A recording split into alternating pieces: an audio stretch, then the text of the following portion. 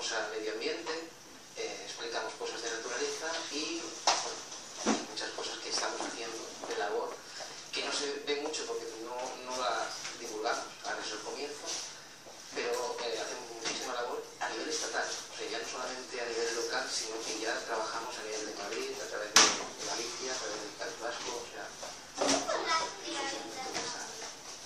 todo sea. Lo hacéis de manera para que los niños aprendan, digamos, pero no aprendan, porque mi desconocimiento puede ser brutal, o sea, la de cosas que puedo aprender visitando la página, ¿no? es considerable. La página, la curiosidad es muy amplia porque se ha ido haciendo a través de la gente. O sea, nosotros lo que buscamos es la participación.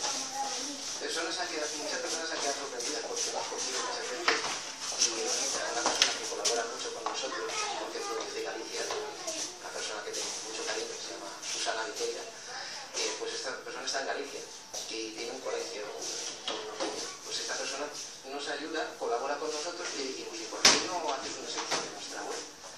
Y actualmente colabora en la revista que tenemos nosotros, que se llama Naturmen, una revista en la que colaboran los colegios de diferentes puntos de España.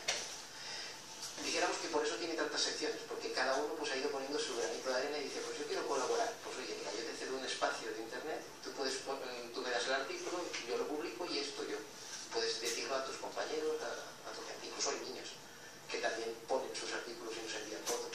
Qué bueno. O sea, que es una página también muy interactiva, ¿no? ¿Quiénes son los niños que mandan las fotos? Los profesores, la comunidad educativa, los padres y madres que también... ¿Y qué padres y madres? Los nuestros.